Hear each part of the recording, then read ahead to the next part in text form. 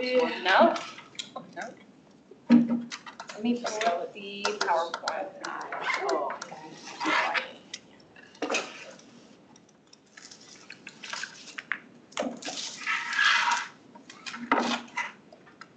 Oh, we got Logan. I haven't actually seen him in person ever. Yeah, what the heck? Yeah, you guys like missed each other, it was like last month. Yeah, because I wasn't here last month. He was online for something.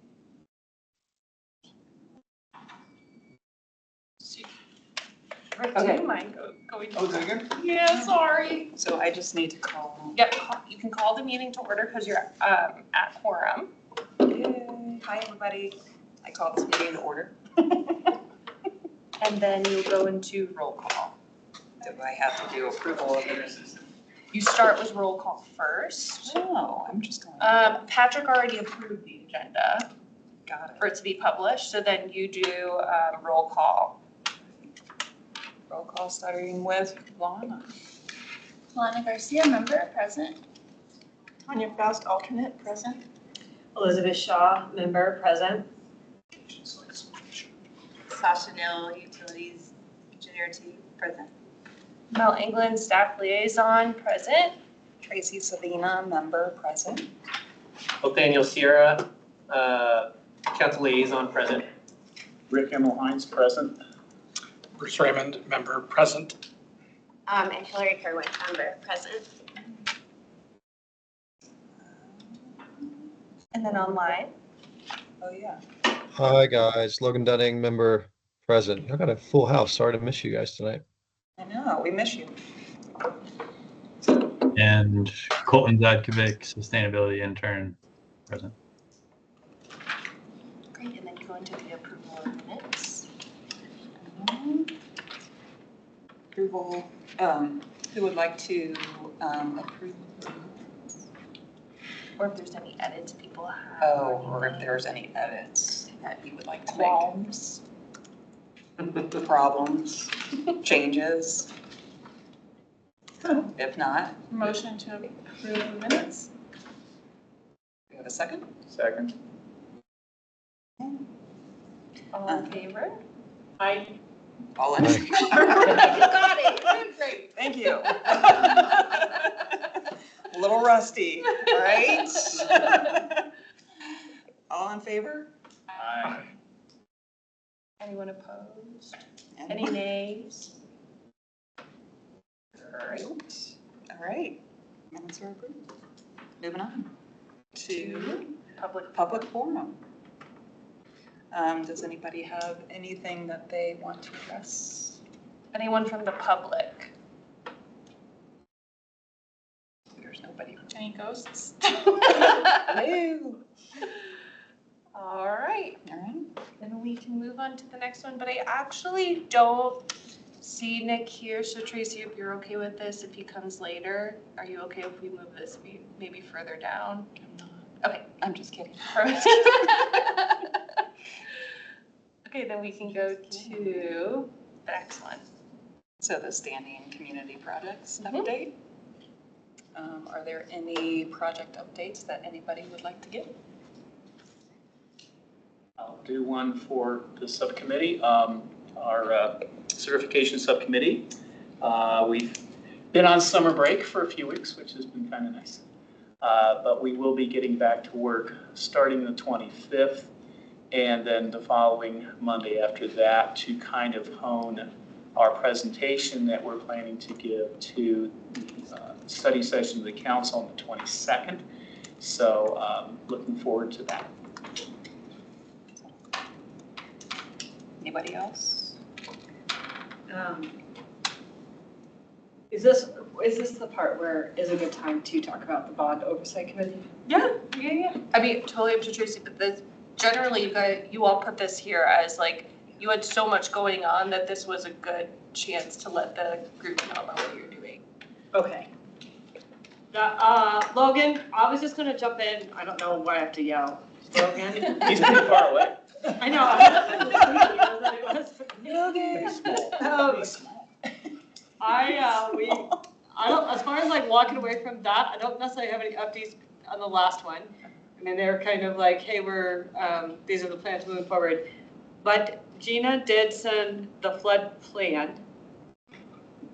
Mal, I sent it to you, but I don't think it got forwarded.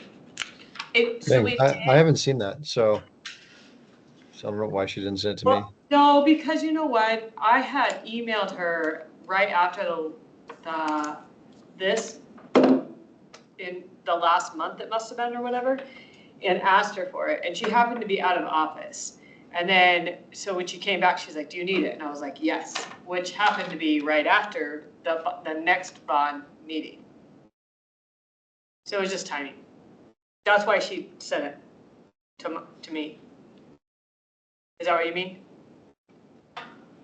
I don't know why I'm like having trouble. I'm on Zoom all day. I don't know why I'm struggling. I think it's my it's a position funky in the room, it's a I'm funky usually right room. there, so I'm- What's happening? So Mel, I forwarded to you, but I don't think it got sent out. But I didn't know if it was because there was like a rule violation. So I got looped in on your, you're talking about Bellevue Park? Yeah. So Adrian from Parks and I chatted. And originally there was gonna be a conversation today about Bellevue, but he's like, hey, I can actually come to the September meeting. Okay. And we all as a group can have a discussion of like Bellevue Park, the future of it. So we're just waiting for the September meeting. I passed it through with Logan because it was originally his idea to bring it in August. So I'm Okay, so cool. sorry, that's an oversight on mine for not looping. No, you into it's that fine. one. Totally fine. So then I printed off the flood plan thing, the plane that was asked for. Is that okay? Yeah, if we can disperse any document, you just have to send it to me and I'll add it so the public can see whatever we're dispersing. So that's Can I fine. send it to you? Yes, yeah. Can I hand these out or no? Yeah, you can hand them out. If it's Okay, a good. public, which I'm assuming if you have it, it's a public document. Yeah. Yeah, So that's in totally theory, it got forwarded to you. Okay. In perfect. theory. I will tell you that I absolutely like here. I only have so many, so we'll just get what we can here. No, take 2 pieces of paper. Here, there you go. One, Should we two. share these? There you go. Oh. And, okay, there you go. And then, in theory, if you don't, Mel, again, same thing, I use email all day. Sometimes it's hard, you know? I'll tell you it's hard is when it's like coming from Gmail. Do you want this as a prep for your girls? Well, I Deeper think it was just like, conversation for just to next have month. reference to it, I think it would be helpful Two pieces. for when Adrian does come to have an understanding, because somebody asked for one of the flood lines. Do you have enough time there? They're sharing. Okay. Thank you. Sorry, Mayor, you. yes, you can have one too. Look at that. Boom. Gonna be part of the group? Look at that. You're in. You're official. You're in. Oh, thank you. Good to hear. I'm sorry that you're not. I know where to find it. I figured you She's did. in That utilities, was the she knows thing. where to I wasn't, she didn't know me on purpose, I was like, oh, I know she knows what she's doing now. So, Logan, we'll get that forwarded to you too. Sorry, that's an oversight on mine too, because I should have checked earlier. Okay, so then, on that, there's that, and then obviously Mel will send it out, but it's just so that you have a copy of it. So the request was to get the maps of the floodplain from the Bond Oversight Committee, because they're moving the structures, right, in Bellevue Park, the farm and everything cannot be there. And because structures cannot be there, it's in a floodplain. So they have to relocate that, and the ask is like, what can we do with this area in the floodplain? As far as like, they're asking for insight from sustainability. And then to Mel's point, like Adrian can come, it sounds like in September. So if everybody can look at this, maybe Google what a floodplain is. That was like on me, I have to do that. I'm just kidding. But then we will have like, it'd be easier to have a conversation around it. Yeah, good deal, okay. And then Logan, I'm sorry, you're not here to get your hard copy. I should be there. It's on me. I No tease you, I worries. do too. Is there a time frame for this? I mean, as far as Recommendation. when they want So it, when they want it to be changed. Adrian said the changes won't happen for not any time within this year, so there's no like fire under the Sustainability Commission to like have a solution by tomorrow. And he also really recommended that he be here for the conversations, because some things might not be allowed, and it's better to have a person there to be like, hey, you actually have to tweak this, than to have it go down into detail, then have to start from scratch. So that's why we're just gonna have the whole conversation at once. Yeah. That's a good plan. Coming to next meeting with ideas. Yes. Right, Logan, that's the request, right? Yep, you nailed it. Yeah, I had to do some Googling on floodplain versus floodway. Because the floodway, I guess, is the main channel for water movement, right? And then the floodplain extends out from that. So it's important. I don't know if your map shows this, but that's what I was talking to Adrian about in Public Works, is knowing the difference and what structures can go on each. And I think Adrian will be really insightful next month. And we can ask him, you know, when he's in the room, what can we and cannot build.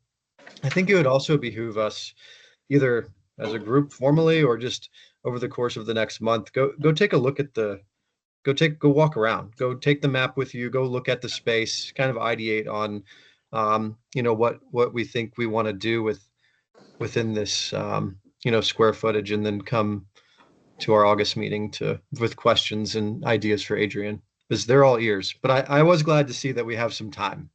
I was sort of under the impression that they needed, you know, our ideas within a month or two, but that's not the case. So we've got some time to think on it. Logan, government never runs that fast. It's probably a good thing. And then just one more community project, September 13th. I'm doing another planting day at Baird Park. So the first part of the day, time frame is roughly 8 to 3, and I'll have 2 shifts of volunteers like I did on June 1st. It was a really fun day, and the more people, the better, because the weeds are flourishing.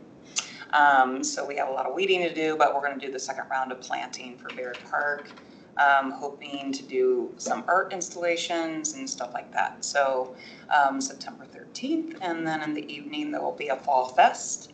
There'll be a live band and music, and At that park?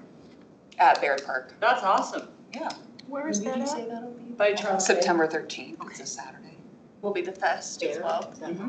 Yeah, BARDE. Like Yeah, it right worked out well. I next did to the same Charles. thing on June 1st, and we did the volunteer stuff during the day, and then we had the food and band in the evening. It's fun. Yeah. All right. I don't have an update, but I wanted to shout out our commission and the Oh, yeah. comms I saw team. that. I thought they took our ideas and did a great job in the magazine. Super The fun.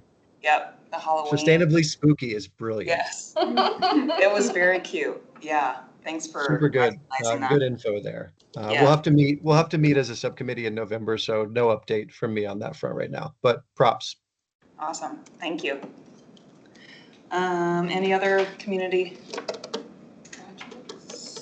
Yep. Dr. Cog updates.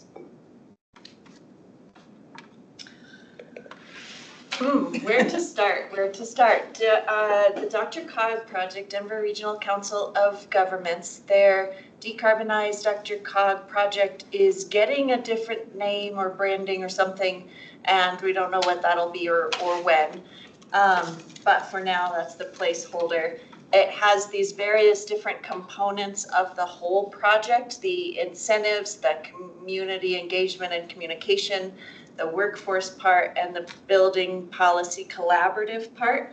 And then related to that is the jurisdictional subawards, where all of the local governments can apply for funding for decarbonizing buildings. And so that's what the big Dr. Cog wide meeting was last week. And it had really good representation and really good ideas and a lot of brainstorming amongst the local government staff, including our best superstar here, for what different jurisdictions can do with their funding. And at the same time, it was laying out the process for the Buildings Policy Collaborative, where the local governments will discuss different policies they could pursue in their own jurisdictions with the goal of some regional alignment, like have multiple communities adopt the same policies. What those policies are, we don't know because it hasn't started yet. And so it's a bit of a cart and horse thing where it would be nice to use the funding for those policies, but they don't know what those policies are to apply for the funding. And so the local governments will either just pick something or write it to be a little bit general, like we'll use this funding for a staff position that will support our analysis of policy options or something like that. So that's a lot of things up in the air. I guess it's good that things are going, and it's good that funding will be flowing. I think we discussed last time, they have set amounts for each community based on population size. And it's not competitive, it's basically guaranteed if we turn in our application. Which we definitely are. Englewood and Sheridan, I think I said this last time, we're looking at collaborating together. Christine did an awesome job of connecting the building department and myself with some folks that we're going to talk to about like what is the best, most impactful way we can use the funding and apply for. So we're in conversations with that. And then the one thing I want to say too, I know I said this like last year, but it is so cool that Christine Brinker is on the Sustainability Commission, because I don't know if you guys know, she's one of the like top building decarb people in the Front Range. So it's super cool to have Christine on our commission. Anytime I go to these meetings, I'm like, she's on our commission. And every other local government is super jealous, by the way. She's in my town. My friend is the sustainability program manager in Louisville, and she's like, I can't believe you have Christine on your commission. I'm so jealous. I'm like, I know. But yeah, we're definitely applying. It's not like this is going to be an opportunity missed. We're just honing in on what is going to be the most highest impact for us to apply for. And Englewood is slated for $600,000, which is awesome. Sheridan is for $300,000. So if we can combine those together in some way and make almost $1 million, that would be pretty cool. Over 4 years, right? Over 4 years, yeah. And so if I understand, so it's mainly aimed at buildings, correct? Mhm. So, I don't know exactly what that means as far as what can buildings do that would be covered by $600,000? What individual buildings can do is maybe different than what a local government can do with the funding to consider or adopt policies for buildings or to help buildings. And so what individual buildings could do would be energy efficiency or cleaner heating and cooling or water heating system, or some options like that, increasing their use of renewable energy, etc. But this money would support local governments for how they can support their own buildings. And it's fairly wide open, except the local government can't give incentives or funding directly to the buildings. And so it's more of a policy and staffing capacity and training thing. Staff capacity seems to be what most will apply for. A new sustainability team member or a new buildings department team member that would review the energy codes or review the energy efficiency of buildings or something like that. Training is in there, training either the local government staff or the local builders or the local tradesmen about how to build more efficient. That is a possibility. Certifications. There's an option for improving your permitting system to be able to track energy efficiency or heating and cooling system upgrades or something like that to better keep track of how are we doing, that kind of measurement part of it. Software that would be needed to support all these studies. I think it could mean hiring a consulting firm to study a particular issue, the challenges, the benefits, the cost, that sort of thing. What do you think? But it could involve just grabbing one word, that's just that. So, but it could involve the city even establishing kind of certificate for people building it within the city or something. I mean, you know, like I the think people so. that are building, Yeah. that they know those, not procedures, but ways of building. Yeah.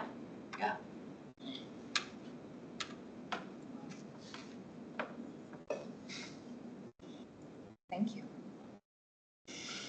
Well, that was a lot. And on to the utilities presentation on water efficiency. Hi everyone, I'm Tasha Neal, I'm Utilities Engineer 2. I am going to talk about the water efficiency plan, talk about what it is, the categories we have, our implementation process, our accomplishments for the last 2 years, customer education, and what we're looking at in the future. So to start that, our water efficiency plan is our action plan for water conservation and efficiency. It was adopted in 2023. We require an update to the Water and Sewer Board as well as the Sustainability Commission every 2 years. And so that's why I'm here telling you everything about it. We have 30 programs and across 6 different categories, and those are also tied to our 2022 to 2025 City of Inglewood Strategic Plan. Next slide. So our categories, we have metering and billing. This ties to our upgrade to our AMI. Water loss control, this is valve replacement and exercising in our distribution system. Staffing and planning, this is staffing support, technical improvements and incentives. The Garden in the Box program, as well as the turf replacement, is under that. Rules and ordinances, any code changes, as well as customer education. That's any information on our webpage, as well as any information we have at city events such as neighborhood nights, where we have booths. You can go to the next slide. So our implementation process. So our team includes me, I'm an engineer 2 at Utilities, Stephanie's an engineer 3 at Utilities. Artem is a data analyst at Utilities and Business Solutions, as well as Mel, she's on our team too. And we meet every month, we talk about the plan, see what we can assign to each person and just execute as we go every month.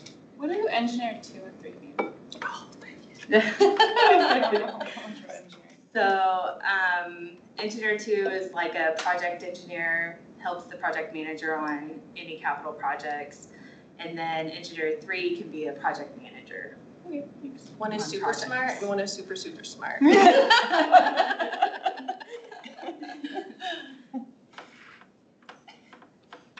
And then, so our accomplishments for 2023, we had the Garden in a Box to the turf replacement program commence. We had the Broken T Back 9 irrigation system replaced. Our water efficiency plan team was established. We had the kickoff for the valve replacement, and our annual water loss audit was submitted. This is something we have every year. It's annual through the state. Direct potable reuse trailer installed at Southwest Platte Renew, and those are accomplishments for 2023. I'm gonna go to the next slide. I see Logan has his hand up. Are you okay with questions? Yeah. Or do you want to? Okay. Logan, go for it. I have a question about the annual water loss audit. Does that include like whatever it's called, the ditch that brings water into the city and all that kind of stuff? Or is it only on the use end? So the water loss audit takes readings that are metered that goes into the plant, the treatment plant. Okay. And then everything that goes through meters, like the customer meters, we look at all the billing and how much usage on that end. So Okay, that makes sense. yeah, and we use City Ditch mainly, but we use South Platte River So as Union Ave pump station as well, so. It's included, but what we look at is where we take water into the plant. Okay. The treatment plant. Logan, did you have a question? Yeah, thanks. Also on water audits, what program, water audit program do y'all use? You said you submit it to the state every year? Yeah, so it was a Bill 1051. They have Yep. a reporting online that we do, as well as there's a AWWA M36 worksheet, and we fill that out as well. And we Awesome. submit that every year to the state. I had another question, but it'll come back to me later. Yeah, I was curious if y'all used M36. That's really cool. Do you know if do a majority of the Front Range utilities utilize M36? I know starting this year it was a requirement. In prior years, it was you could or could not, and that's Right. what we've been using for a couple of years since I've been Cool. here. So Good to hear there's some uniformity. That's great. Thank you. you're welcome. Wait, can I ask a follow-up? I mean, when you do your audits, how do they look generally? Is there a lot of water loss we got to shore up with like leaks or, things like that? Or do they come back pretty good? This last one, I think we had about 11%, and that was because we still have flat rate customers, about 1,000. So that's about 10% of our system right there, as well as water main breaks, that's unaccounted for, as well as switching for our billing system. So just all those that we don't know where water goes, as well as just changes. Yeah, that's not bad. Thanks for fielding that question. Yeah, you're welcome. So 2024, we became an EPA WaterSense partner. That just gives us material for customer education. We've used that on our website as well as at community events. We had a sustainability article in the Inglewood Magazine, WaterWise on the Green, and Rain Barrel workshops. We started construction on our advanced metering infrastructure project. We had a new utilities billing system go live, and also staff training for the water loss audit. Go to the next one. Accomplishments for this year, we kicked off an asset management program for the Allen Water Treatment Plant.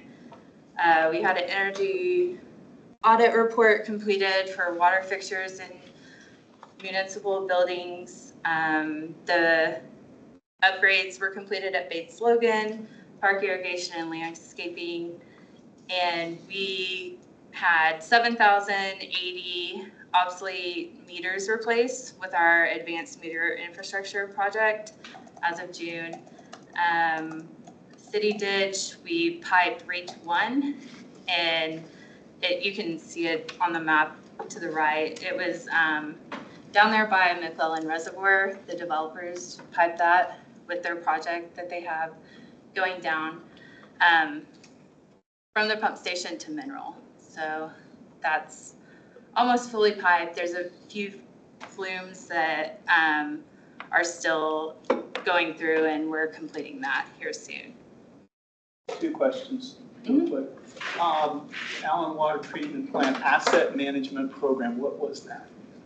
So that is at our water treatment plant, just on the process side. What we did is we went through and have a strategic plan, and have for the next 5 years, we have we're going to start out with just an asset inventory of everything we have at the plant.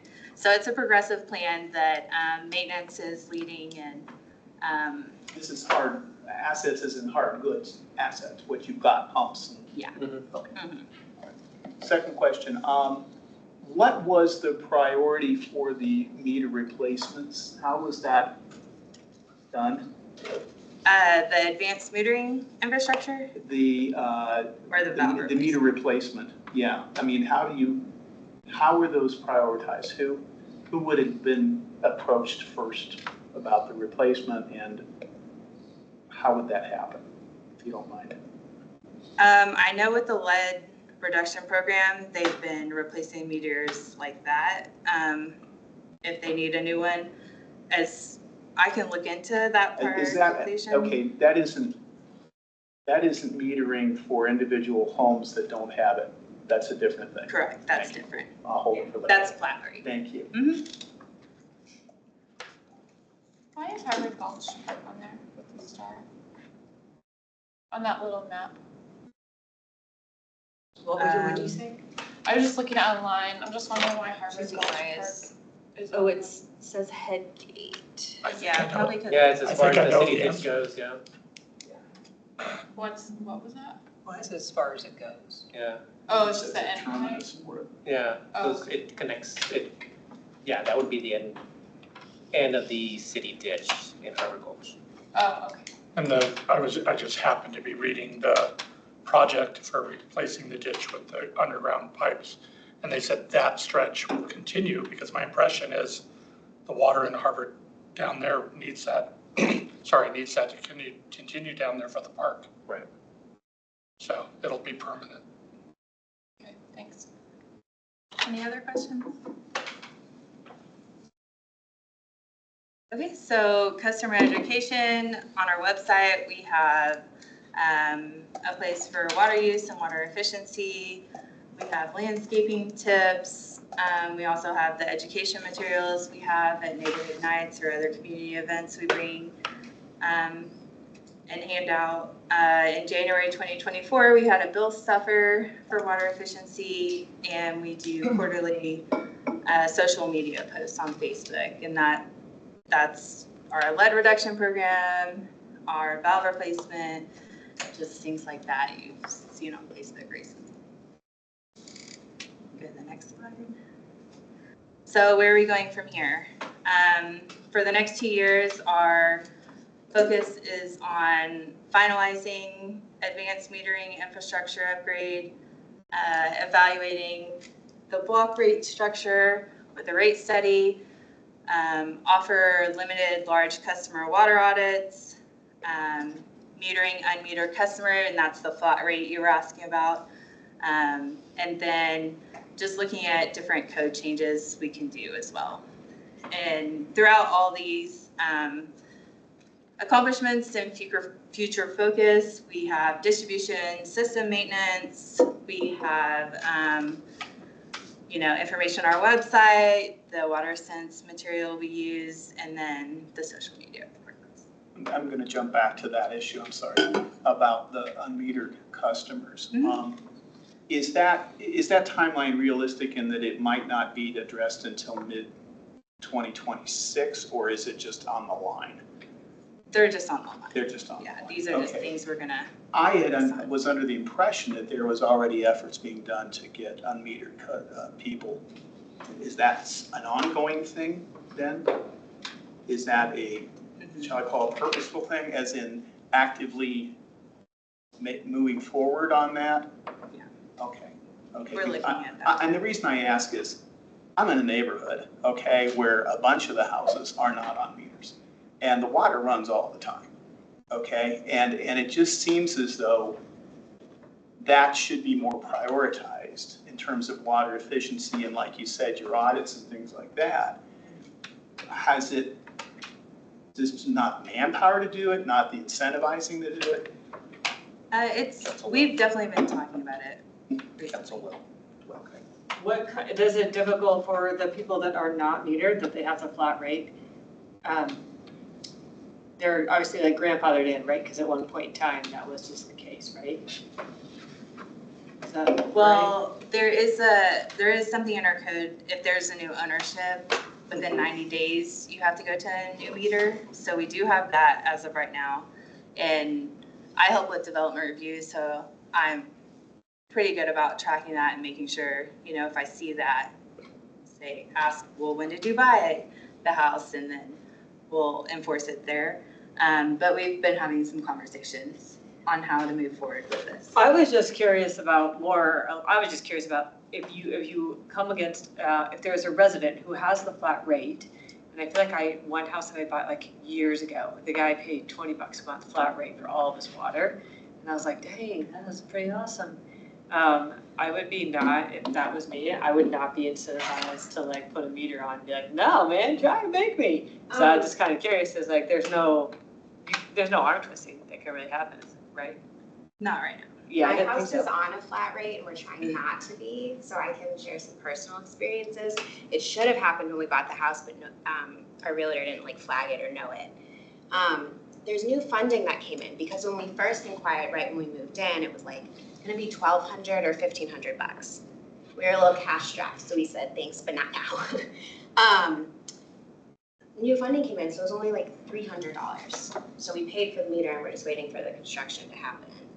And it's based on a average 4-person household, so it's like $170 a month, Flat rate. flat rate. But that includes the sewer fees, but that's like what the bill total is every month. Okay, yeah, like I said, I was going off memory, but the guy I lived by a neighbor that owned his house, I don't know, I think he owned that house 50, 60 years.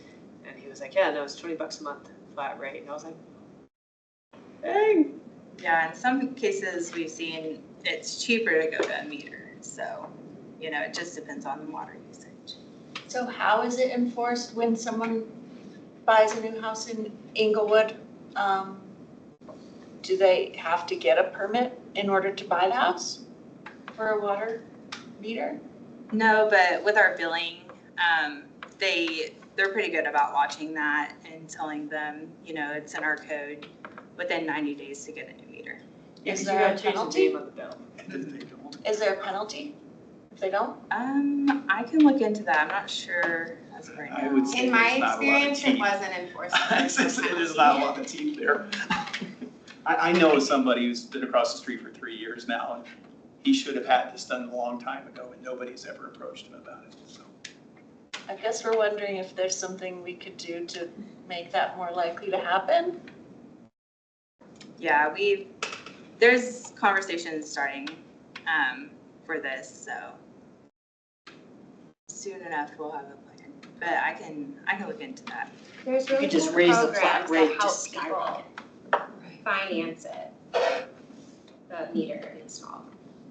But the funding for them has fluctuated in the 3 years I've lived here. But some new money came in. It seems to me like it should be just something in the contract in terms of the city that you just, once you move in, Yeah. you automatically have to do it. I mean, Yeah. it's just like a closing cost in a sense. Yeah, like you with the inspectors, Yeah. you could have the inspectors, Right. that home inspection, that has to be flagged. It's like a radon thing almost. Yeah. Yeah. The home inspection would flag it, and then it would become part of the real estate transaction. I have a question, and I know that you probably, I don't understand number 6. What does that mean? So you do a rate study and it's just a block rate structure that looks at the usage and doing the rates like that. So that's more business solutions. Okay. That would be looking at that. Our department. Wait, So the isn't more that you isn't that use- the water rate? Because right now we're charging flat for 6,000, what is it, 6,000 cubic feet of water, what is it, whatever the term is, whatever the definition is. So I think this might be that utilities is evaluating, if you use less water, then you're gonna pay a lower rate for water. Right now, basically it's up to 6,000 gallons, that's what it is. 6,000 gallons, you are paying this amount. If you're paying, or if you're using between 6,000 and 10,000, then you're paying a different rate. Right now, it's just flat. So I think they're valuing this for putting into effect sometime in the late 20s. I know living in Aurora that had that system, you stayed right under. It was a Yeah. big incentive because your whole bill went up that amount, not just the additional water. Yeah, like the Excel, when they're off peak hours, so you run the dishwasher in the middle of the night, Yeah. like you Yeah. delay it or whatever, so same thing, same concept, like incentivized to use less. I'll do that with the rate study, have a consultant likely help with that. That's cool, thanks. I didn't understand. I was like, the block I live on. Yeah, thanks for that. Like, should I start getting on my neighbors? Like, stop. I know you're done watering your lawn at 3 in the afternoon, God. And I think just the last one is questions, maybe. The last slide. Yeah. Any other questions? It's a really nice slide. Logan knows. Go ahead, Logan. I'm just curious about your water planning in general. Is it, it sounds like, you submit the audit, but as far as water planning, do you all, or excuse me, water conservation planning, do you all set, goals 5, 10, 15, 20 years out as far as, in setting, we want to save this many acre feet by 2030 through conservation, or what are those conversations and what does that planning look like? Yeah, so I think it's 6% we have in our water efficiency plan, that's what we're trying to save. As far as our plan for that, we haven't really talked about that, just because we have the annual water loss audit, and so I can bring that back to the team and we can look at that. Give you some. Yeah, I'd be interested in hearing, how those conversations go. And I'm curious, as y'all are looking at, that 6%, is that broken out into, commercial, residential, ag, golf course, or is it just a flat 6% savings overall? Yeah. I'm glad you asked that. I'm glad you asked that, Logan, because I was just getting curious about that. Like, is it the city yes, is it broken out? And does the city have its own goals for, saving water? Right. This is on the minutia, but for what I'm about to say, not what you asked. For the water audit that was brought up for this year as an accomplishment, if the comprehensive municipal energy project gets approved by council on August 18th, part of that implementation is the water efficiency recommendations that are within there. So the municipal buildings, likely outside of the civic center, just because the civic center is the big question mark, but all the other buildings will undergo all that water efficiency updates. Do we have a sense in general, like the wedges of the pie, like how much is industrial water use, commercial, residential, across all Englewood? Like loosely, where the biggies are. Yes. Yes. So there is. Do you want me to kind of talk about? Yeah. You Okay, so I just came from the Water and Sewer Board meeting prior to this, and utility staff is rolling out a Power BI program. So they are able, once all the metering's in place, they're able to do it now. But from the billing system, they are able to pull individual house water meter, the metering from the water for each house. They're able to roll that up to single-family homes, multifamily homes, industrial, also park usage. They're able to roll up to that level. And we just started having a discussion about how we can potentially utilize that information for, what we're doing here or what we're trying to put in place. So one of the suggestions I made was, can we go down to the level of which houses have utilized the city for, pulling out their lawns or going natives, those type of things, and just identifying pre-metering, you guys were using this amount of water, but now that you have torn out your lawn, you're down to this level. What is that savings that we're seeing? With the parks, because they're getting new irrigation, what was the irrigation, how much water were we using at the parks prior to the new irrigation versus post? And then being able to roll that out to the community and say, this is the savings that we're seeing in terms of water usage across the city, across all our different programs. But to answer your question, yes, we have that capability to go to that level to report. It's not available to the public, but obviously working with Mel, and was it Tammy? Is that your name? I'm sorry. Tasha. We can get that information in order for us to just kind of see what programs are actually making sense. With that, if you have that Power BI, do you then have the ability to send something like an automated email if somebody's usage spikes? So I didn't believe my husband when he said this, and I did Google it, and I still don't know if I believe him. But he's like, well, the toilet's running, right? Like if he's like, it's running, it's gonna spike, like that will go up. And I was like, no, we got one. And I was like, it annoys me if I hear it, turn it off. He's like, no, I mean, all it takes is a day. And I was like, I don't believe you. But the point being is that if you have access to that, somebody who doesn't know a toilet is running or something, can you automate that email and be like, hey, did you know that it's spiked, you've got something going on, at least take a look around. Yeah, I'm not sure with our new billing, I'm sure that's an option, and I can look into it. I think that's a But with the benefit. Power BI, you should be able to do something. Well, I'm just wondering, you'll have, It's so easy. well,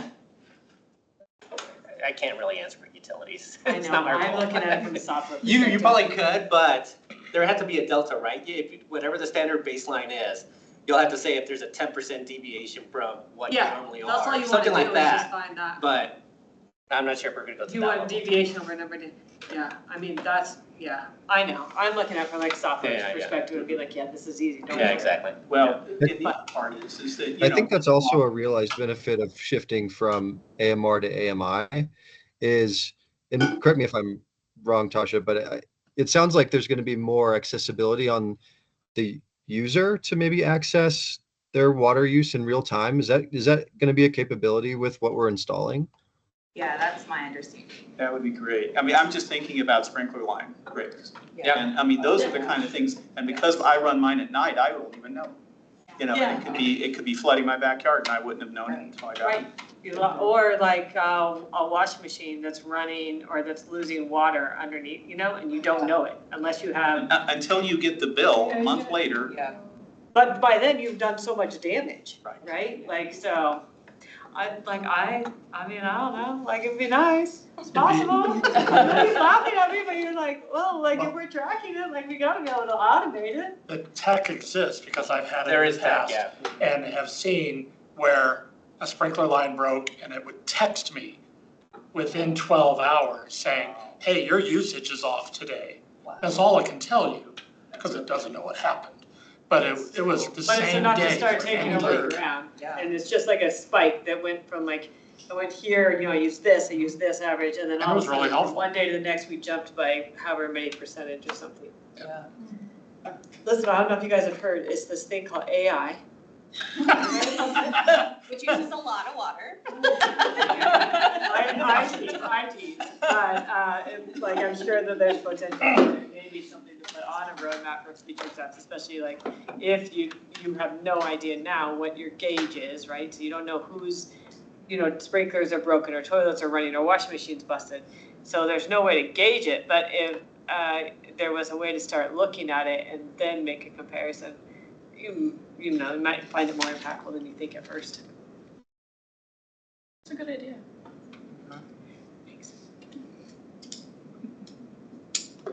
Well, if y'all have any questions, you're more than welcome to reach out to myself or let Mel know, and I'll look into these other questions and get back to you, Mel, with some information. Yeah, thank you. Yeah, you're welcome. Thanks, Thank Tasha. you so much.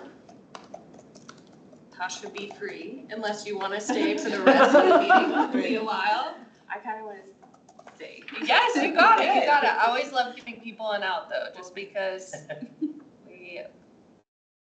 So is this you, Mel? Rose? Yes, so this is now Colton and I, and I'll tee it up. Let me get this out of here.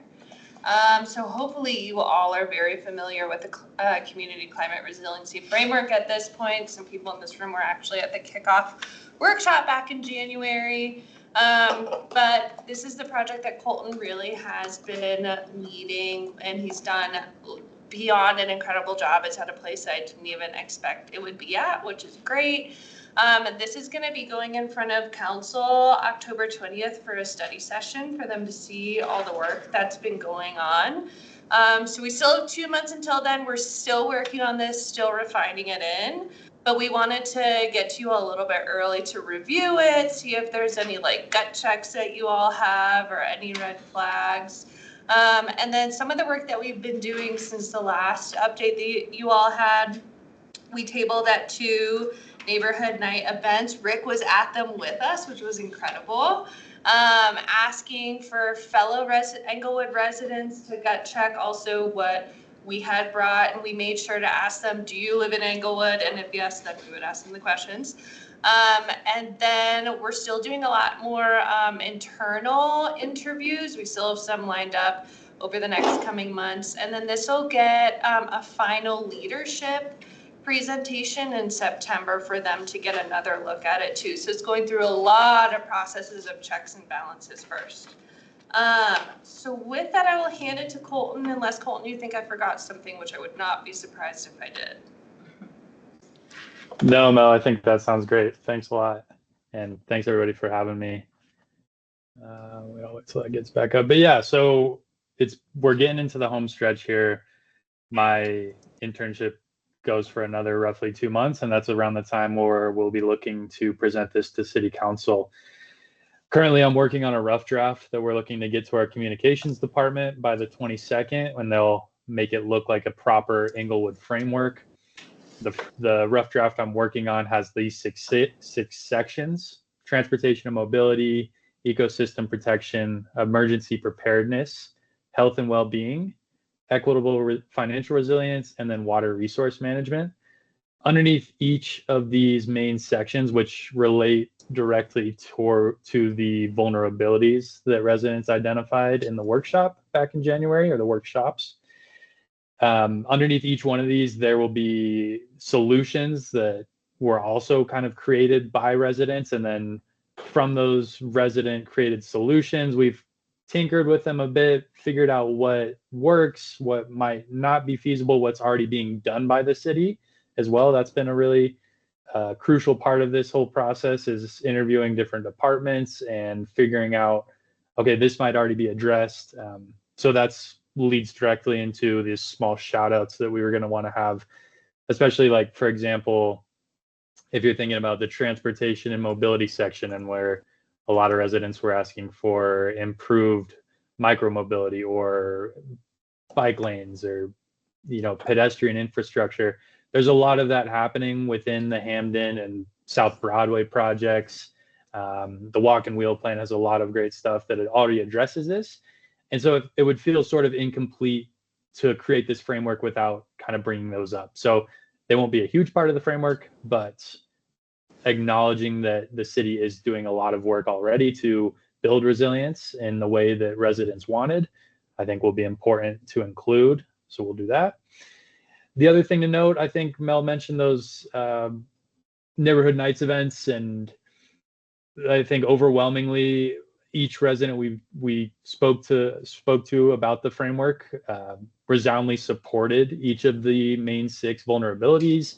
They had some notes here and there, but there was overwhelming support with the 6 vulnerabilities related to the 6 sections there, as well as that the lens of the whole framework needs to be seen through this like disproportionate impact lens, that there's going to be residents in Englewood that will face the burden of climate change more than others. So that's really the lens we've been looking at this whole project through, in terms of the different projects related to each section. And then if we want to go on, I can talk about one specific project that I'd love to show to you all. Yeah, Colton, if you don't mind, I actually have two follow-ups here. So one thing I really want to highlight is at the neighborhood nights, again, everyone really agreed with all 6. They said it was spot on, which is incredible. But also, Colton, I don't know if the folks you talked to emphasize this too. I heard a lot of people really stressed about the heat and how it's getting hotter. One woman was like, retweet on the heat. I was like, okay. And then another one that I heard a lot pulled from it was emphasis on cost, how it's costing them now, how they're worried about the cost in the future. So just a note there. And then we do have some of the strategies kind of a little bit fleshed out now. Colton, I'm wondering if you can walk through some of the high level ones that we're thinking of. But before we do that, I have one question. Transportation and mobility, like Colton said, I think Englewood's doing a really good job with the projects underway. Old Hampton, I think, is going to be incredible. One thing I was trying to mull with Colton, I was like, you know, I don't know if maybe something that's missing is like a micro-mobility culture, like a bike culture or a green community culture, but I'm not an Englewood resident, so I would hate to make that call. do you all feel like there is a good kind of like, I see Christine saying no. Is that something you all feel like is lacking in Englewood? And if so, like what would that vision that you all would like to see? Do you remember the survey though, how people said in that survey was like a year ago? And they were like, that's enough bike lanes, stop. Remember that?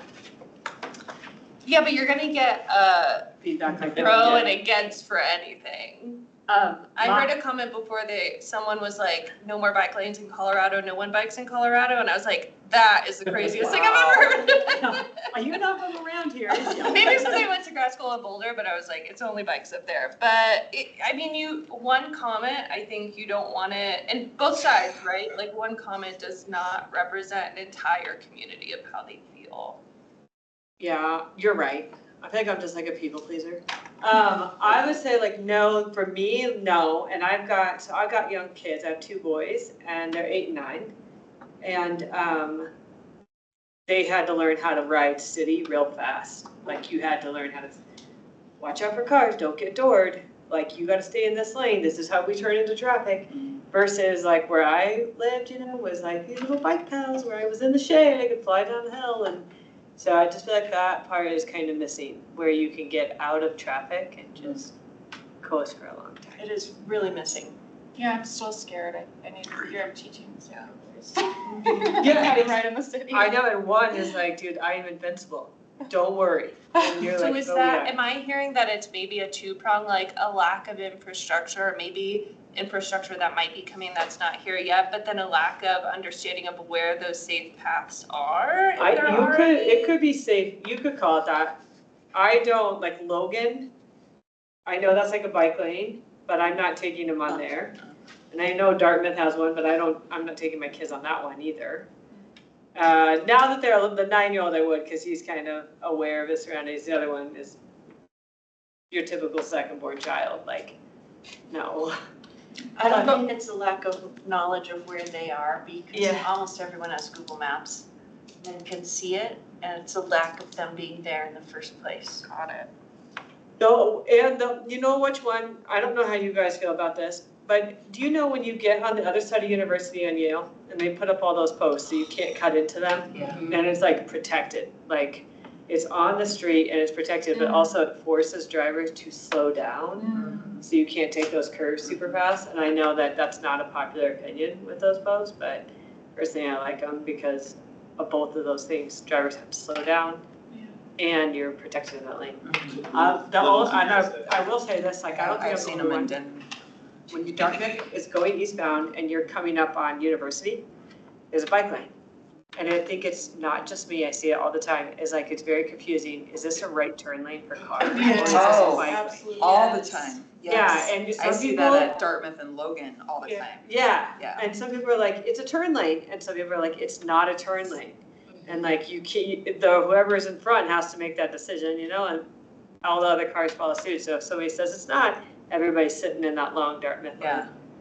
But that would help to know that. It's something to know what it is. Other cities have done big, huge surveys that say, tell us your problem area, and you can put a little pin and say, this little spot is very confusing, and other people can upvote it and comment and say, yes, I agree. I like And I don't know if our walk and wheel plan has done that in a good while, or if we've looked in that detail, but I wish we could. Is that a solution you all would want to see, and a resiliency of like Yeah, people. having the community, especially those that utilize the bike lanes and everything, identify where they want maybe a little more TLC for the bike lanes? I really love that idea of being able to drop a pin in some format to be like, this is the issue. And if you have enough people that are dropping the pin in this area, it does help. That's a cool idea, I think. Okay, question for you all. This is such great feedback. One of my ideas, and now I'm actually wondering if it even is anymore. So the internal City of Englewood staff, we have the Engle Ride program. It stands for Reducing Driving Emissions. And we just do like kind of education here and there. There's like a platform you can use to log your trips and find out how much like CO2 you saved and everything. And I was noodling with Colton, I was like, maybe broadening it to like a community Engle Ride to make it more of like this like micro mobility campaign, and it could look kind of like what are safe streets, like maybe Denver has a really cool map of like how, or an infographic of like, how do you load your bike on the bus, if that's something that you're worried on. Information like that, is that something that would be beneficial, or do we feel like we already feel uncomfortable on the road, so that wouldn't be something you'd wanna see? You tell me. I think it's a really good idea, including, not you're talking about, like, what are safe routes? As part of that kind of cloud information, could people identifying, because you don't need a separate path on every street, but to know what's are already safe streets going across town, just that you can take kids on, for instance, would be good to know. And I think people can kind of crowdsource that through something. Or even be able to help you find a path, right? Because sometimes you're just trying to do something like avoid Logan's, trying to get over like the. Right, another route, street. You're weaving this weird path through. Sorry, on that, I don't want to forget, Denver, I don't know when, like at the bus stop or at like their big hub or whatever, what they had was an example, like not just a piece of paper, but they had the bike on, the attachment that's on the bus that you put your bike on, right? They had one detached in there and they showed, like showing you how to do it.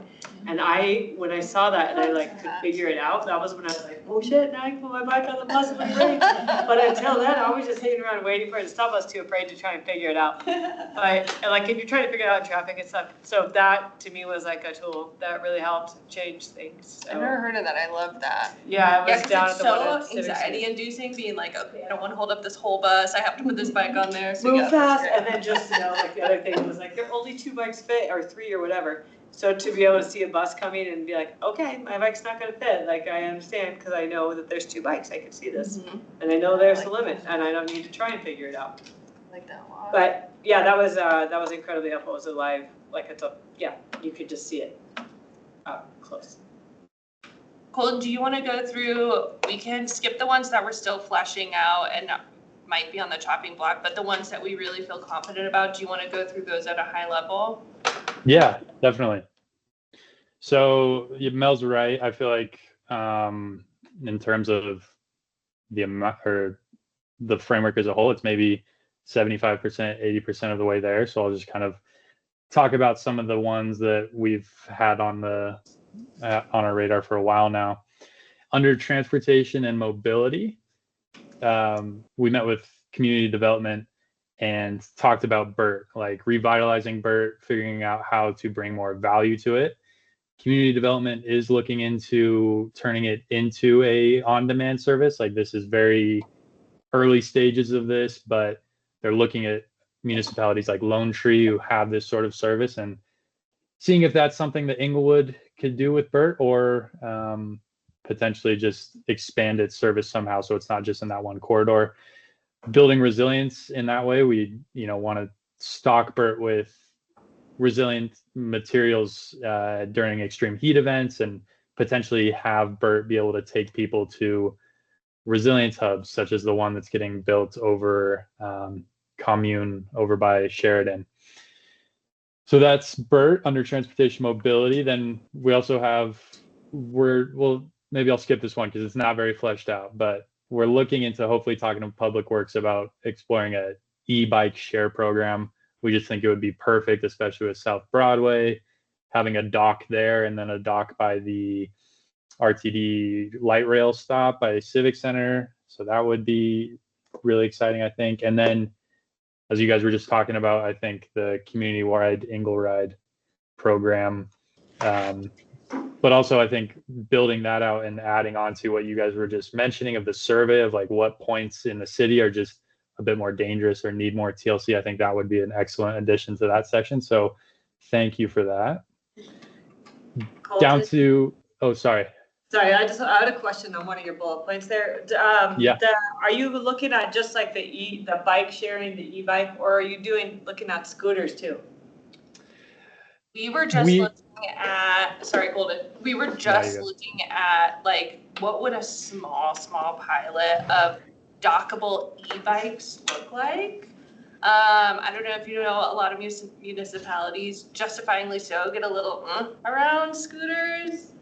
just because it can cause a little bit of mayhem. But if you pilot something kind of small and they have to be docked, like, could that be looked at? The state sometimes has grants for those. Okay.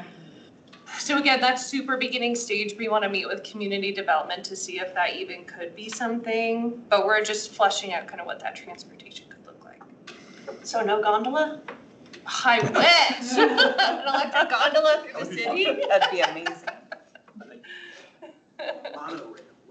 Yeah, thanks for that question. Mel and I kind of talked about it, and yeah, with the scooters and also with the bikes that just get left everywhere, I feel like a lot of places it becomes a mess, like it has sort of in Denver, at least where I was living. But yeah, we'll see how that goes. For ecosystem protection, we have the Rick and his team's native lawn certification program, which has gotten a lot of great reviews at the neighborhood nights. We built a survey for that and had a lot of interest in just those, small kind of sample size of events. So that's great. And I hope you're all excited about that too. But then we have one of the notes from the workshops was become a bird friendly city. And this was something that we initially kind of wrote off because we thought that you needed to make an ordinance where all cats must stay inside. And we just thought it's just not feasible for Inglewood or, probably for most cities really, but that's not the case. That's just one way you can score a point to become certified. So I think achieving this bird friendly city designation would be a great kind of next step for Inglewood to build upon tree friendly city certification as well as the bee friendly city. So we'll look into that. Sorry. It's not the certification alone that we think is the solution. It's the steps that it would take to become certified. I think within there's like education and other ecosystem protections, and that's why it's in there. It's not just to get a certification, it's the steps leading up to it. Sorry, Colton, I didn't mean to cut you off. No, you're totally fine. Sorry, my dog's going crazy in the background. Yeah, you're totally right though. It's trying to work towards the certification to kind of guide the city in a certain direction and also improve our, bird-friendly habitats. The third one there is under ecosystem protection is to have Broken Tea become certified under this Audubon Cooperative Sanctuary Program. Broken Tea already does a lot of great work. They're already an Audubon member, but they just haven't quite reached this certification level. I think having them just go that next little step is something they're very interested in. And I think that would be a great thing for the community to be able to recognize that their golf course is this wildlife habitat and not just a place to play golf. Like have the city be proud of, everybody in the city be proud of the golf course, not just golfers. The final one, which is in the slides and we can go over in a second, is the ecological alignment tracker for Parks Pond projects. This is something that we spent a lot of time working on, and we met with Parks a couple times to figure out, what do we mean by ecological guidelines, and then we kind of got a good idea of what this means. And then the scorecard was initially the name for it, but I transitioned that to ecological alignment tracker to really just be able to have a tool that parks can use for their parks projects to kind of provide this resource to landscape designers and give them a guide of like, we really want to include these aspects of the parks to make sure that we are aligned ecologically with what residents want or envision for their parks.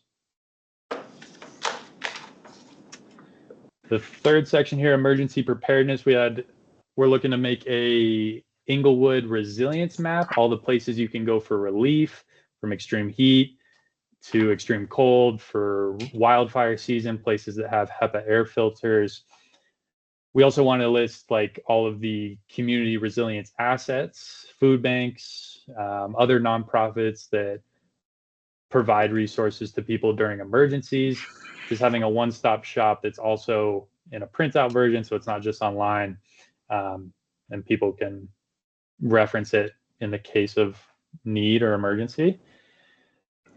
One of the more recent ones is we want to explore developing resilience hubs in Inglewood. I've been meeting with Lafayette who's currently looking into doing this, and I think it's, you know, something that has a wide appeal in terms of preparing people for a changing climate, but it's also just a smart thing to have in terms of during emergencies for first responders and that sort of thing. Where I'm in Fort Collins, we have a great resilience hub that firefighters use during the wildfire season in case they need backup power. So getting the ball rolling there, I think, is the goal here, because building a resilience hub network takes a lot of time and a lot of legwork. So this is just the early stages there, but I think that's exciting. And Colton, I'll just interject really quick, just to bring everyone up to speed at the same, because I know it can be a little jargony. A climate resilience hub, or some people just call resilience hub, it can have different phases of it. So typically this is just a public area where residents know that they can either go for, it's like a tier 1 would be like you just go for like information if you want to find resources on something, all the way to a tier 4. That's like a standalone building that has a microgrid, and in extreme weather, you know, you can go there and get like, there's cots, there's food, and it doesn't have to be a tier 4. Tier 4 is really expensive. There's a gamut in between, but starting to understand where Englewood's resilience hubs are, where those trusted organizations, a really good practice for each community to have, so that, God forbid, if something does happen later down the line, people feel more prepared for it. Yeah. Totally. Yeah. Thanks, Mel. Sorry, I know it. I've been researching resilience hubs so much recently that I just assume everyone else has too. But thank you for that. The third one there underneath emergency preparedness is hoping to be working in conjunction with our neighborhood resources program, where as part of that program, where they have neighborhood leaders, and they meet quarterly, I believe, having someone from Arapahoe County Office of Emergency Management come in and kind of educate the leadership group on how to be prepared for emergency weather events. That would be the start, I think. And then, you know, ideally, like, these neighborhood leaders can share that with their neighbors. And down the line, I envision this turning into some sort of tabletop exercise where neighbors can kind of plan their evacuation routes together, identify neighbors in their neighborhood that would need support, who has different resources, that sort of thing. So that would be in conjunction with the neighborhood resources program. Sorry. Also, I'm gonna add on to that too. So a really important thing about that piece is, obviously the city is going to do everything for emergency preparedness that it can, but it's really important that residents are also prepared. There's really good studies out there that communities that have a stronger social cohesion are more resilient in climate change. I believe it was Boston. There was something that happened, and communities that had a stronger ties to each other had a lower mortality rate during the heat wave, right? Yeah. Chicago, but. So there's a lot of other different studies on this. So while the city is going to do everything we can, we also want to make sure that we're preparing residents the best we can. And we're trying to see what programs we already have that people come to. And the neighborhood resources program that Madeline runs is incredible. So we want to start there and kind of have an incubator and go from there. So that one is what that Madeline is also super excited about. Mm-hmm. Yeah, totally. Thanks, Mel. And I feel like that's a through line kind of through the whole framework, is building this greater sense of community, because with this more interconnected community, we will become, or the city will become, more resilient. So thanks for bringing that up. Underneath health and well-being, again, with kind of hoping to team with neighborhood resources, is looking to develop like sort of tool libraries within neighborhoods, kind of giving them a template for how tool sharing can go, spreadsheets, that sort of thing. Not running these programs for them. Hopefully these will get, you know, run by the neighborhoods. But starting there, kind of building this community trust around sharing tools, reducing unnecessary consumption. And then one of the biggest things from the workshop, one of the most supported solutions, was community skill sharing.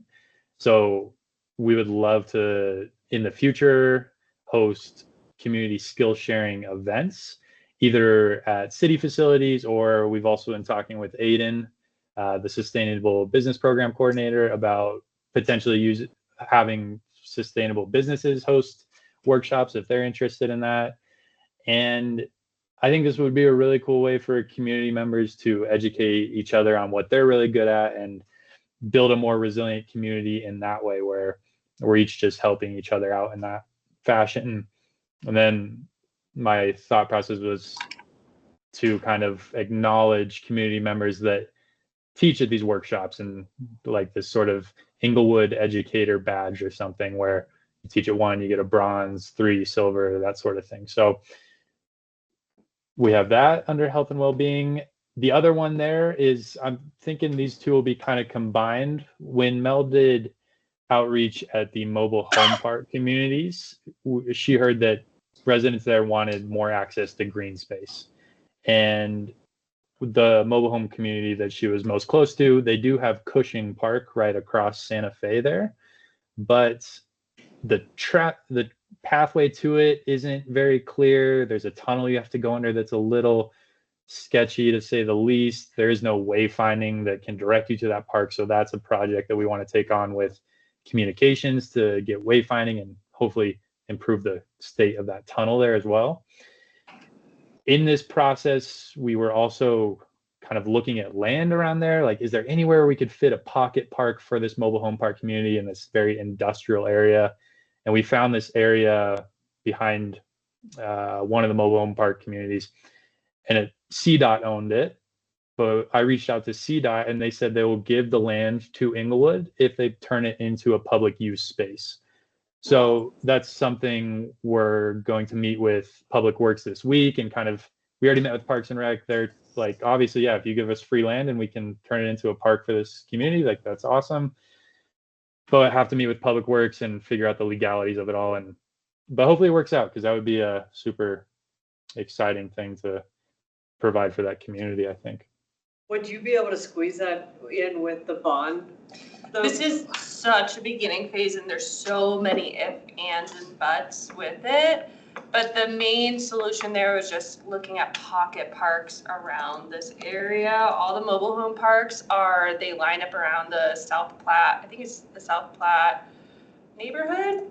And kind of what Colton was saying, the one by the A1 budget, there by Cushing, this is one that actually was a little more south. If we could do something there, it would be really awesome. But yeah, we're just looking at the potentials for everything around there. But with that bond that got passed, I know that they've got plans, but wouldn't it make more sense to try and say, hey, like, let's reduce some spending somewhere? And this is territory, I don't know. It's already been allocated. Yeah. Part of the park Yeah, bond, no. if we had to stipulate exactly where the dollars would go, so you wouldn't be able Yeah. to. so you can't, because I know that like Everson, dude, they're all up, everyone's up in arms about like having changes at all. Yeah. And I think they would be like, I would skip separate that, this that. completely from your mind, from the parks. Okay. Done. Yeah.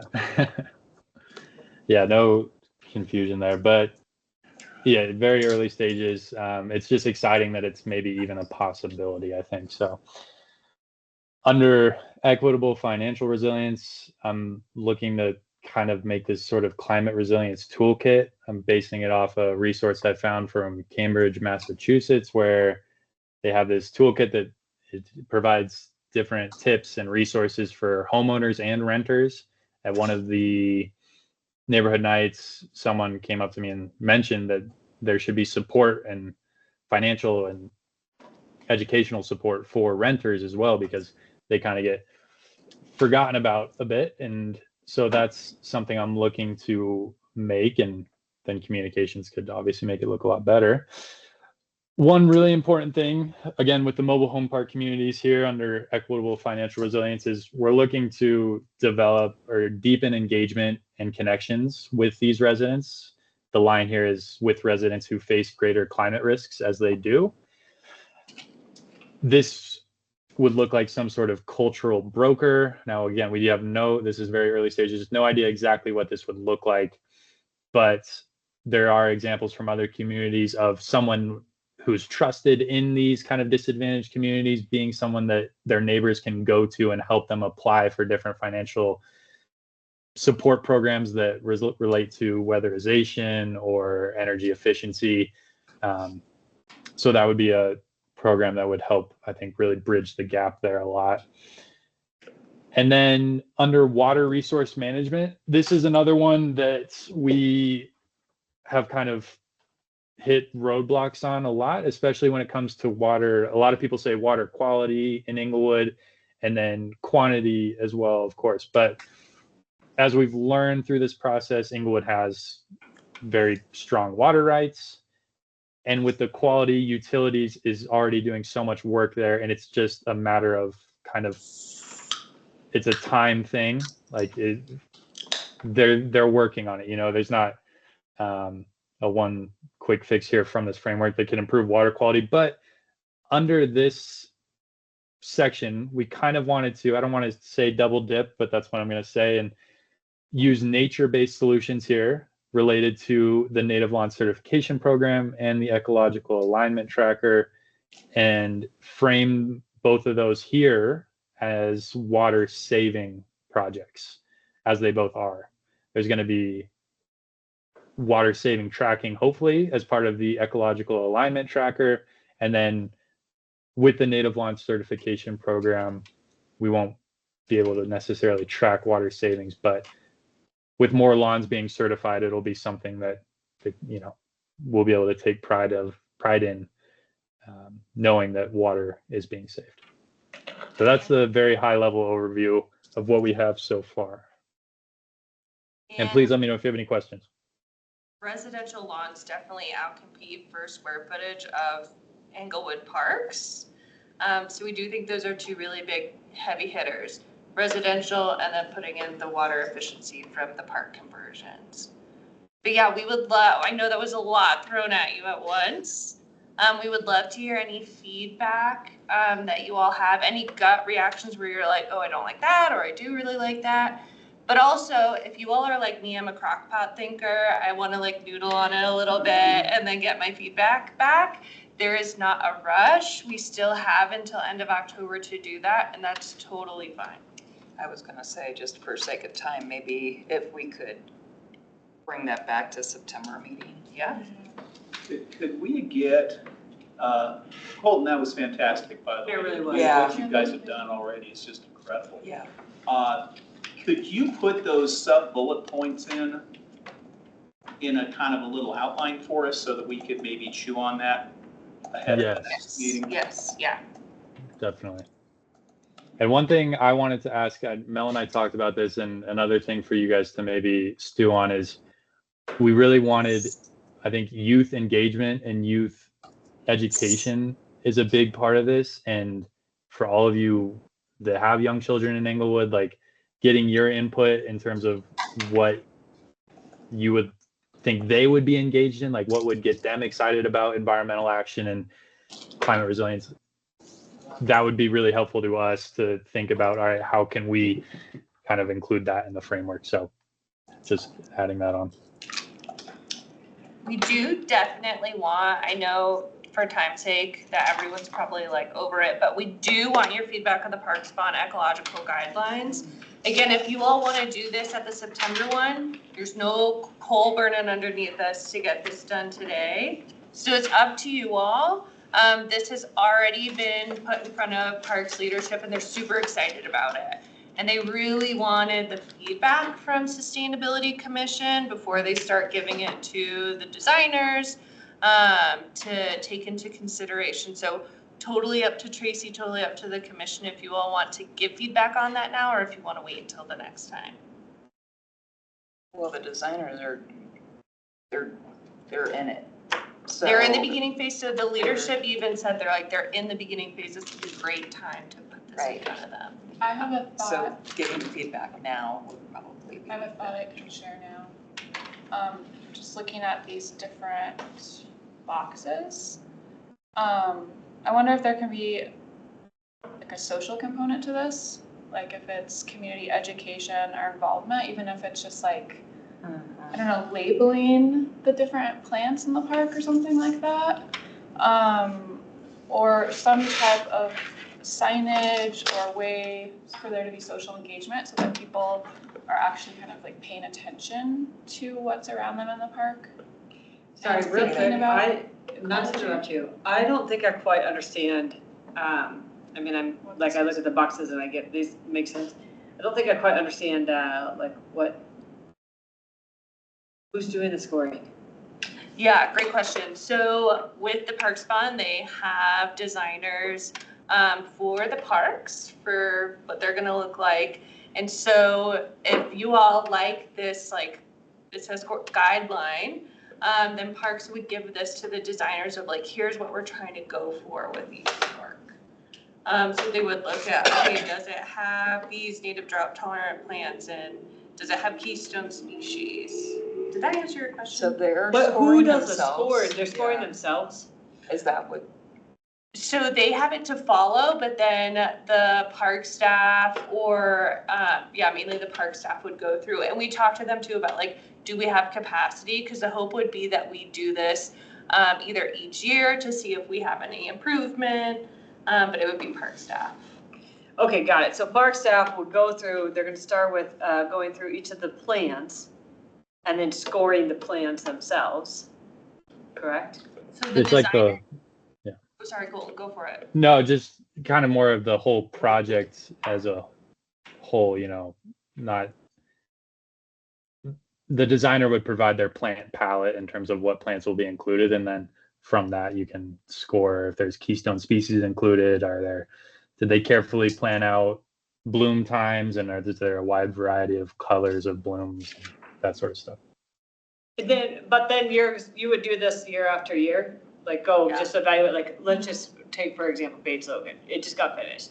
So then like a year from now, somebody would go and score Bates Logan with these same parameters. Yeah, and yes. And so what we think would also be really great if we get this finalized, as soon as we get this finalized, for the parks that haven't been done yet, to give them a score as they are now, and then give them a score when they're done. And then this also really helps with it helps in multiple ways, but one, it helps transparency for residents to say like, okay, this is the letter grade or whatever that my park has, this is the improvement it has as well. And it also is a really good tool for the parks department. They already do a lot of really incredible stuff. So then this is a way to say like, hey, don't worry about X, Y, and Z. Here's our scorecard. We're already doing it. So it's a quick way to have a win with the community for the work that they're already doing. With regard to the use of this with a park renovation, I'll use Bellevue because it's my favorite park. This doesn't go to the development company ahead of their development, I would assume, or does it?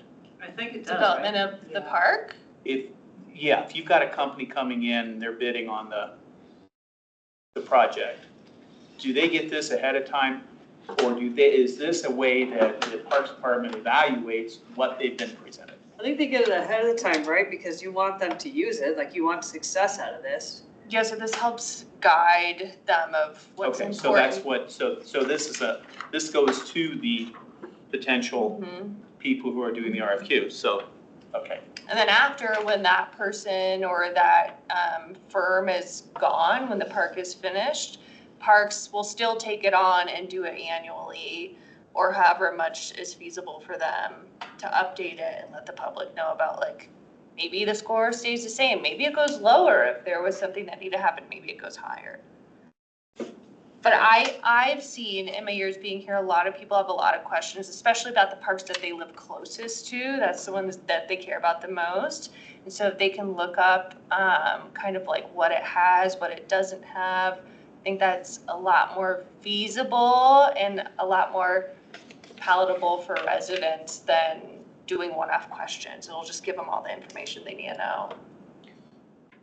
And I imagine in that case, they get it up front. It could also be used by when they submit their plans or their proposal. Mm-hmm. The city can evaluate at that point also, and then again when it's finished. Yes. Assume that this would be part of their evaluation process. Right. When you have competing. I would think so. Yeah.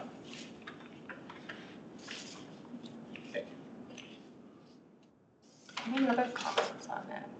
I mean, one thing that stands out to me is for the most part, things are 0 points or 1 point. This is probably deliberate.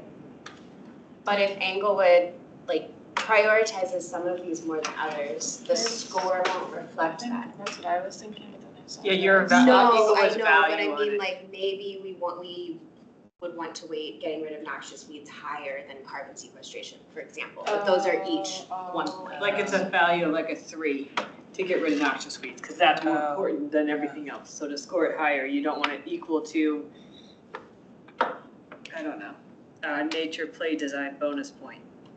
So part of me thinks it'd be so messy to try to weight these, but I did want to call it out because. Yeah. Some might need an NA, like water savings from turf removal tracked and reported, because if they don't remove turf, it doesn't matter. That would just be a 0 if it's not tracked. Okay. That's a good point though, and that could be something, obviously that's like too big for this meeting, but it's super valid. So if you all want to look at how the point structure is, and at the next meeting, maybe say like, you know, I think this should be higher, this should be different. I think that would be great feedback. Yeah. If that's all right with you all. Yeah. Anything else? Anything folks want to mention? Can I ask a general question going Yeah. back to the sustainability framework? Yeah. So that's going before council. Is that to have the framework, like what would it mean if the council approved it? Does that go in the city plan? Like where does this? That is such a great question. So we're gonna go to city council in the end of October to get like a general, like, yeah, we like it. If we don't hear any huge qualms of like, no, this isn't approval. It's just a framework, it's not a plan. Because a lot of the things we're recommending really need to be fleshed out much more. This is just saying like, here's what your residents are really interested in. Here's solutions that we looked into. We are up for having the strategic plan being updated for 2026 and beyond. So maybe this could infuse in there. I personally think that would be really awesome, but that's totally up to city council to decide. But if they give a general approval, then we know that we have like the blessing to kind of start looking into these. Yeah.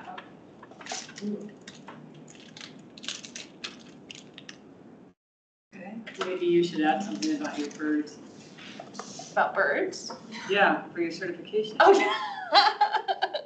I don't know what That's- stuff, but yeah, like you might no. want to include it if you're trying to head in that direction. I feel like Bird City USA certified park. Yeah. All right, well, noodle on it. You all have time. Is there kind of an overall like, yes, we like this direction though? Yeah. Yeah, I think Yes? yes. Okay, Yes. awesome. That's good to hear. I think what it does is, you know, you guys being engaged with that discussion group and everything, what it says to me is that this is as important as, you know, the width of the sidewalks, okay? In terms of the planning process. This becomes something that they have to sort of bounce off of and decide if they are part of this or not. And I think this is great. It gives them some direction too. Yay, we love to hear it. Yeah. Colton was truly the one behind all of this. He gets all the credit. And when he showed me this, I was like, Colton, this is incredible. And then you're like, This is well, your awesome. intern's done. I'm presenting to council. I got it from here. ID. Colton's gonna be presenting to council. I'll do the intro, then it's all him. Colton, any follow-up questions you have for them before we move on? No, I know we're way over time here, so thank you everyone for listening to me ramble on. And we'll put together a kind of bullet point list of all the different projects or solutions and let you noodle over those as well. So thanks a lot. Thanks, Colton. Yeah, I really like your, I enjoyed listening to your everything. I don't think it was a ramble. Like, I think it was. Okay. Well, thanks a lot. Thank you. Thanks, All Colton. right, city updates. I'm gonna speed through these. These are just council items. On the 28th, we had our waste diversion plan study session. That's going for city council, motion for approval on the 18th. And yeah, the main one I want to highlight is Rick and team on the 22nd, going for the native lawn certification program. Woo! Any question? I was like, oh, Elizabeth, no. Any questions I for was hoping anything to on get that any of from Rick. these? No. No? Okay. September ideas, we have park on there for Bellevue. It sounds like everyone's in approval of that one. Was that the Greenway belt from, we talked about like a Greenway belt? So There's There's the actually a Northwest Northwest Green. Greenbelt. This is different. This is the Park and Train Bellevue Park. It's south Englewood. Right, so like last time we said we were, I thought, gonna talk about the Northwest Green Belt. I think there was Does anybody remember that? I don't know if we're supposed to talk about that. I'm just wondering what happened to that. Check my notes. I don't remember that, but I have terrible memory. So I can go back to the Yeah. old meeting. I'll go back to the old meeting and watch it and see what I find. And then my final thing is, we have our next quarterly newsletter, for you all to approve next time. I thought it would be really awesome to do like highlights of sustainability commission members, if you all want. If you hate the idea, we'll scrap it. I'll never bring it up again. I like it. It's cool. I was thinking about going off seniority of who's been here the longest and going down that way, so it's not like a battle royale for it. Oh, yeah, because we're all gonna compete. I never get famous, I have to. I think it might be Logan who would be first for that one, but I have to see. Okay, perfect. Christina. Yeah, Christine. Oh yeah, it would be either be Christine or Logan. Logan was on before me. Okay, Wow. you're gonna be second then, that's for sure. Right. What do I need to do now? Peter, did you have any council ones you wanted to bring up? No, I missed the past couple of weeks, so there's nothing new on my front. I'm trying to think if there's anything new. Is there something new? Oh no, I was just. Oh, I was gonna say, I was like, do you know something that I should know? You know way more than I know, so. Yeah, no, I think we're good right now. Great. On that note, I motion to close the meeting. You just adjourn it, you don't I even just need a adjourned it. motion. Done. You are. Power of it. I like having that power. No, I'm just kidding. I really don't. Well, I take next month, Tracy says I'm not. I will. She's like, adjourn. I'm done. Thanks, all. Thanks, everybody. Okay.